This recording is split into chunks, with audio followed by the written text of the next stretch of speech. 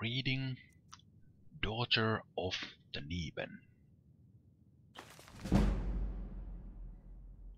Bravil, Daughter of the Niben by Sathur Longleat. Bravil is one of the most charming towns in Cyrodiil, sparkling in her simple beauty, illustrious by her past. No visit to the southern part of the imperial province is complete without a walk along Bravil's exciting river port, a talk with her friendly native children, and of course, in the tradition of the village, a whispered word to the famous statue of the lucky old lady. Many thousands of years before the arrival of the Admirants, the native Islade people had long lived in the vicinity of modern-day Bravil. The Niben, then as now, provided food and transportation, and the village was even more populous than it is today. We are not certain what they called their region, as insular as they were, the word they used would be translated to simply mean home. These savage Islades were so firmly entrenched that the Bravil region was one of the very last areas to be liberated by the Alessian army in the 2nd century of the First Era. Though little remains of that era culturally or archaeologically, thanks Mara, the tales of debauchery and depravity have entered into the realm of legends. How the Islades were able to survive such a long siege is debated by scholars to this day. All, however, grant the honor of the victory to one of the Empress Alessia's centurions, a man called Theopravilius Tassus, the man for whom the modern town is named. It was said he invaded the village no less than 4 times, after heavy resistance, but each time upon the morning dawning all his soldiers within would be dead, murdered. By the time more centuria had arrived, the fortified town was repopulated with Islades. After the second successful invasion, secret underground tunnels were found and filled in. But once again, come morning, the soldiers were again dead, and the citizens had returned. After the 3rd successful siege, legions were posted outside of the town, watching the roads and riverway for signs of attack, but no one came. The next morning, the bodies of the invading soldiers were thrown from the parapets of the town's walls. Theopravilius Tassus knew that the Islades must be hiding themselves somewhere in the town, waiting until nightfall and then murdering the soldiers while they slept. The question was where. After the 4th invasion, he himself led the soldiers in a thorough inspection of every corner, every shadow. Just as they were ready to give up, the great centurion noticed 2 curious things. High in the sheer walls of the town, beyond anyone's ability to climb, there were indentations, narrow platforms, and by the river just inside the town he discovered a single footprint from someone clearly not wearing the imperial boot. The Islades, it seemed, had taken 2 routes to hide themselves. Some had levitated up the walls and hidden themselves high above, and others had slipped into the river where they were able to breathe underwater.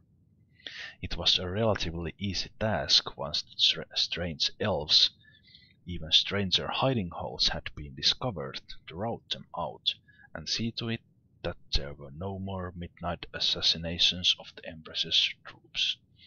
It may seem beyond belief that an entire community could be so skilled in these spells, hundreds and hundreds of years before the Mages Guild was formed, to teach the ways of Magicka to the common folk. There does, however, appear to be evidence that just as the Cetics on the Isle of Arteium developed mysticism, long before there was a name for it, the even more obscure Islades of southern Cyrodiil had developed what was to be known as the School of Alteration. It is not, after all, much of the stretch when one considers that other islets at the time of Braville's conquering, and even later, were shapeshifters. The community of pre-Raville could not turn into beasts and monsters, but they could alter their bodies to hide themselves away. A related and useful skill, to be sure, but not so effective to save themselves in the end. Very little is left of the islet presence in Braville of today, though architectural marvels of other kinds are very evident. As beautiful and arresting as the benevolence of Mara Cathedral and the Lord's Palace are, no man-made structure in Braville is as famous as the statue called the Lucky Old Lady. The tales about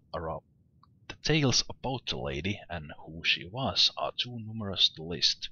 It is said she was born the illegitimate daughter of a prostitute in Braville, certainly an inauspicious beginning to a lucky life.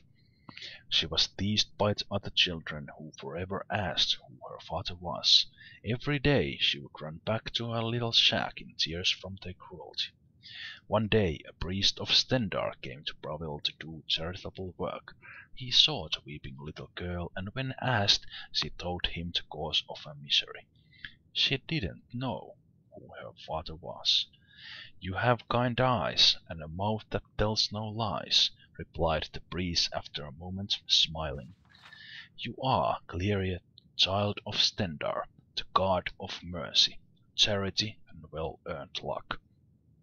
The priest's thoughtful words changed the girl forever. Wherever she was asked who her father was, she would cheerily reply, "I am a child of luck."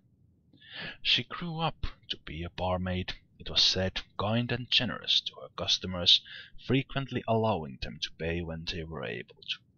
On a particularly rainy night she gave shelter to a young man dressed in rags, who not only had no money to pay, but was belligerent and rude to her as she fed him and gave him a room. The next morning he left without so much as a thank you. Her friends and family admonished her, saying that she was to be careful. He might have even been dangerous. A week later a royal carriage arrived in Braville with an imperial prince within. Though he was scarcely recognizable, it was the same young man the lady had helped.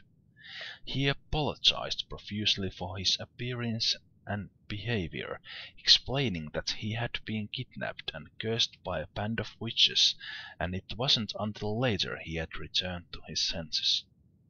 The lady was showered with riches, which she, of course, generously shared with all the people of Braville, where she lived to a content old age.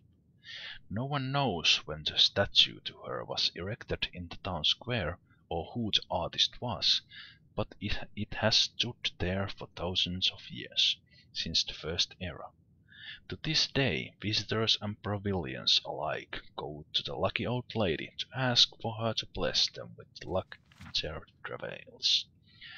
Just one more charming aspect of the charming and very lucky village of Braville.